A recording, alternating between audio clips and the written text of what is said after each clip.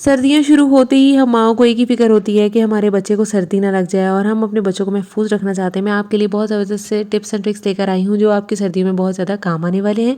तो चलते हैं जी टिप नंबर 1 की तरफ। यहाँ पर मेरे पास बॉटल है। क्या होता है ना कि जो हमारी बॉटल्स होती हैं वो अच्छे से साफ़ नहीं हो पाती क्योंकि हमारा हाथ ही नहीं पहुँचता वहाँ तक। तो आपने क्या करना है ना, आपने डिश वॉशिंग स्क्रब ले लेना है और इस तरह से चमचे के ऊपर किसी भी रबर की मदद आपने इस तरह इसको लगा लेना है और साथ ही थोड़ा सा लिक्विड लगा लेंगे और फिर आप देखेंगे कि जहाँ से आपकी बॉटल अंदर से गंदी है ना, तो आप इसको इजीली क्लीन कर सकेंगे और ये इजीली साफ़ एंड शफाफ हो जाएगी। अंदर जहाँ तक आपका हाथ नहीं पहुँचता या अगर आपके पास कोई छोटा ब्रश है वो भी नहीं धो पा रहा है इस बॉटल को, तो इस तरह से इजीली आप अपनी घर की सारी बॉटल्स को नीट एंड क्लीन कर सकते हैं और उसमें से स्मेल भी नहीं आएगी। तो आई होप ये ट्रिक आपके लिए बहुत ज़्यादा ज़बरदस्त होगी। तो यहाँ पर मैंने बॉटल को वॉश कर लिया था, जो भी अंदर इसके दाग था वो साफ़ हो चुका है। चलते हैं जी टिप नंबर 2 की तरफ। यहाँ पर जो शहद को लेकर के है, और सर्दियों में तो शहद बहुत ही इस्तेमाल किया जाता है, चाहे वो किसी बुज़ुर्ग के लिए हो, बड़े के लिए हो या किसी बच्चे के लिए हो। तो यहाँ पर ना जब भी हम शहद इस तरह से निकालते हैं ना, तो वो सारा यहाँ पर चिपक जाता है। तो इसी चीज़ से बचने के लिए कि ये आपके यहाँ पर ना लगे, तो मैं आपको बताती हूँ आप शहद को ज़ाया होने से कैसे बचा सकते हैं। तो आपने ना इस तरह से शीशी के ढक्कन के पास कोई भी ऑयल यूज़ कर लेना है, चाहे आप कुकिंग ऑयल यूज़ कर लें, मस्टर्ड ऑयल, ये आप पर डिपेंड करता है। इस तरह से आप इस तरह से ऑयल लगा लेंगे ना इस पर, तो जब भी आप शहद निकालेंगे तो शहद कभी भी ज़ाया नहीं होगा और आपका शहद बिल्कुल शीशी में रहेगा। अगर साइड पे चिपक भी जाएगा तो वो भी आराम से उतर जाएगा, ना कि डिब्बी पर चिपका रहेगा।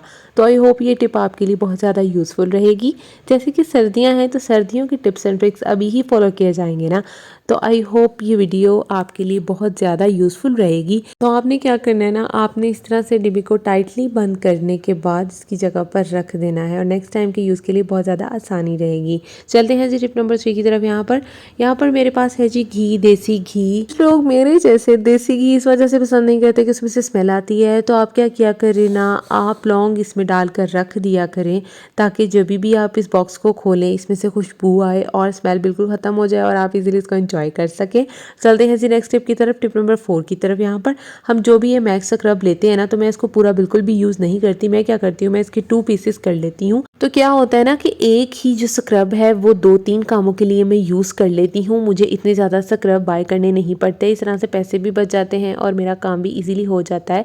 समटाइम्स मैं वॉशरूम्स में भी यूज़ करती हूँ और मैं कुछ किचन के लिए अलग से रखती हूँ। तो आई होप ये टिप भी आपके लिए यूज़फुल रहेगी। चलते हैं जी नेक्स्ट टिप, टिप नंबर 5 की तरफ, जो कि किचन के टिश्यूज़ को लेकर के है। जब भी हमें फटाफट में चाहिए होते हैं टिश्यूज़, तो वो एक साथ जुड़े होते हैं जिनके लिए बहुत ज़्यादा मसला होता है, तो 2-3 इकट्ठे ही ज़ाया हो जाते हैं। इस तरह से किसी भी कप या ग्लास की मदद से आप किचन टिश्यूज़ को अरेंज कर सकते हैं और आपका टाइम भी बचेगा और आपका काम भी फटाफट से हो जाएगा। चलते हैं जी टिप नंबर 6 की तरफ। यहाँ पर ये जो ऑयल होता है, जब भी ऑयल गंदा होता है ना, तो मैं इस तरह से एक अलग से चाय वाली छन्नी मैंने बड़ी ला कर रखी हुई है इसी काम के लिए।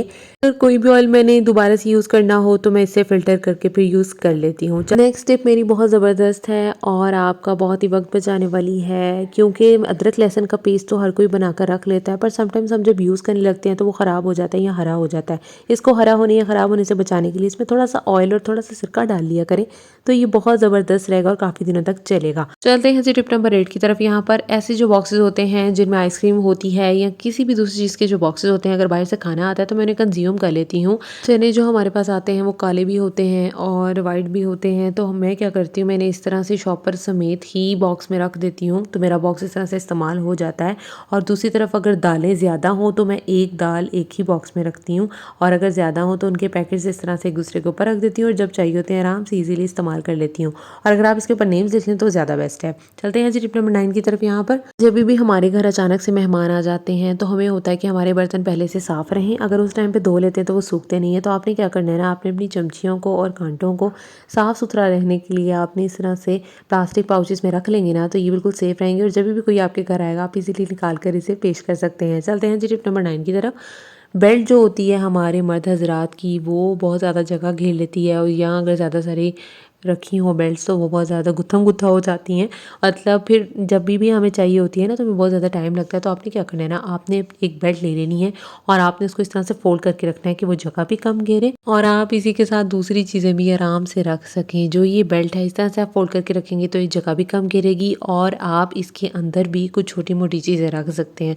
इसके ऊपर ही आप दूसरी बेल्ट रख के और इसके अंदर आप कोई भी छोटी मोटी चीज़ें, कोई बटन या कुछ भी कोई चीज़ें होती हैं ना अक्सर, तो वो आप रख सकते हैं। तो आई होप ये टिप आपके लिए यूज़फुल रहेगी। टिप नंबर 11 की तरफ चलते हैं। अक्सर होता क्या है ना, घर में रोटी बच जाती है तो उसको फेंका ना करें। इस तरह करके मैंने एक शॉपर लगाया हुआ है अपने किचन में, और जो भी रोटी बचती है या कोई भी टुकड़ा हो या रोटी ही क्यों ना हो, मैं इस तरह से रोटी को इसमें डाल देती हूँ और बाद में या तो ये छत पर डाल देते हैं, कोई परिंदा खा लेता है, बस इसे ज़ाया नहीं करना चाहिए। चलते हैं जी नेक्स्ट टिप की तरफ, टिप नंबर 12 की तरफ। यहाँ पर क्या होता है ना कि सर्दी में जब भी हम कपड़े धोते हैं या हम बर्तन धोते हैं तो क्या होता है, हमारे बाजू गीले हो जाते हैं। तो बाजू गीले करने से बचने के लिए आपने कोई भी रबर बैंड लेकर इस तरह से बाजुओं को फोल्ड कर लेना है, ताकि आपके काम में भी कोई कमी ना आए और आप अपना काम भी फटाफट कर लें, ना कि अपने बाजू ही सीधे करते रहें और फिर भी बाजू गीले हो जाते हैं।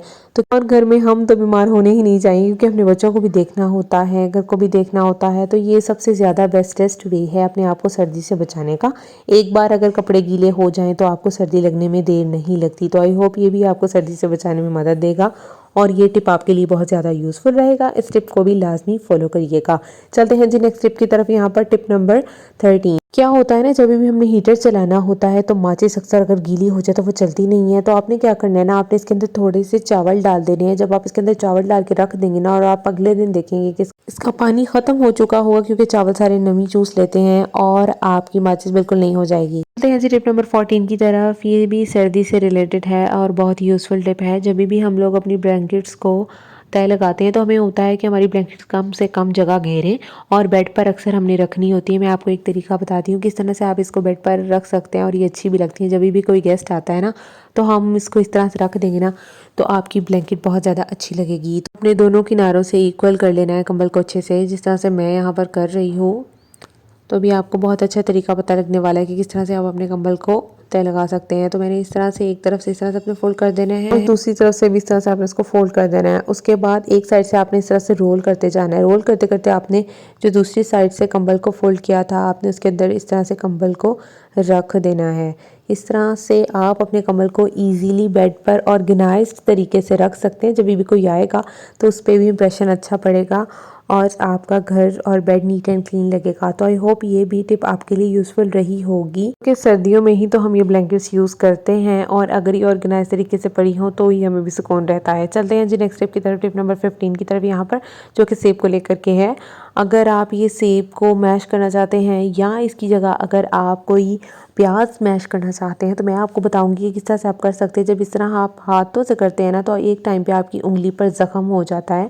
तो आपने हाथ से इसको नहीं करना, आपने कोई भी कांटा ले लेना है और उस तरह से सेब को इसके ऊपर रब करेंगे ना, तो जो सेब है ना वो इजीली ग्रेट हो जाएगा और आपका काम भी नहीं बढ़ेगा और आपके चोट वोट भी नहीं लगेगी। तो इस तरह से आप एक फॉक की हेल्प से अपना कितना काम आसान कर सकते हैं। तो नेक्स्ट टिप की तरफ चलते हैं। यहाँ पर टिप नंबर 16 की तरफ, जो कि मेरे पास जो शानदार है। आजकल के मौसम सर्दी का है और सर्दी में बहुत ज़्यादा बच्चे बूढ़े सभी बीमार हो रहे हैं। तो आपने क्या करना है ना, आपने घर में ही इसका इलाज कर लेना है, क्योंकि अल्लाह पाक डॉक्टर्स के पास तो किसी को भी ना लेकर जाए। तो यहाँ पर आपने पहले जोहर जो शांता थोड़ा सा डालकर उसको अच्छे से मिक्स कर लेना है।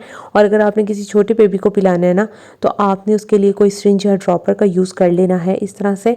और सुबह दोपहर शाम आप उसको पिलाएंगे ना, तो आपका बेबी घर में ही इन चीज़ों से रिकवर हो जाएगा। और आप अगर इसे खुद भी पियेंगे ना, तो आपको बहुत फ़ायदा होने वाला है। तो आई होप ये टिप आपके लिए बहुत ज़्यादा यूज़फुल रही होगी, and it's a main tip, क्योंकि ये सर्दी से रिलेटेड है और आजकल ये चीज़ें बहुत हो रही हैं। जब भी बनाएं ताज़ा बनाएं, बेबी को भी ताज़ा दें, अगर बड़ा बच्चा है उसको भी ताज़ा दें, यानी कि टोडलर है आपके घर में, और अगर कोई बुज़ुर्ग है या आप हैं तो आप इसको ईजिली कंज्यूम करें। और जब ये बच जाता है तो इसके ऊपर रबर बैंड इस तरह से लगा कर रख देंगे ना, तो नेक्स्ट टाइम के लिए आपके लिए आसानी हो जाएगी और आप इसको ईजिली कंज्यूम कर सकेंगे। तो आई होप आपके लिए ये टिप भी बहुत ज़्यादा यूज़फुल रही होगी। कौन सी टिप आपके लिए सबसे ज़्यादा यूज़फुल रही है, लाजमी बताइएगा कमेंट सेक्शन में, और सब्सक्राइब करना बिल्कुल ना भूलिएगा। लाइक करें, शेयर करें। अल्लाह हाफ़िज़।